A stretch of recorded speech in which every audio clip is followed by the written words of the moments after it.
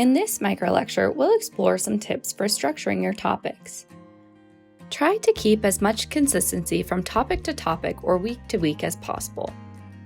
Keep in mind that it's okay for things to vary within each topic, but the overall framework should be the same. Here at UMOnline, we like to recommend starting each topic with an overview. This can include an outline of what will be covered and why it will be covered. It could include a to-do list, key questions, and/or learning outcomes. Or it could include a short video that you create explaining the topic.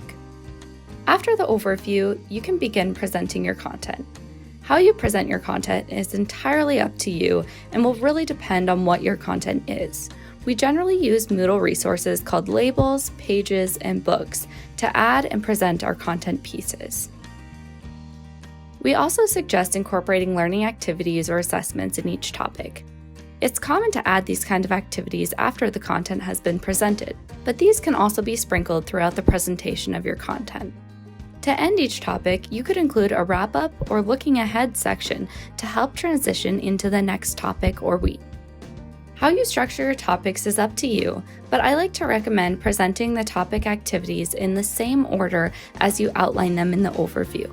For example, if your to-do list said 1. Read, 2. Quiz, 3. Discussion forum, keep this order when you add these items to your topic page. It's also highly recommended that you break your content up into headings. Your headings should describe what the activity or chunk of information is. It's common to add headings using descriptive words like readings, resources, or assignment. But you can also use action words like read, explore, and practice. Keeping each topic structured in a clear, consistent way will help your students glide through the course and focus on the information instead of getting lost in the interface.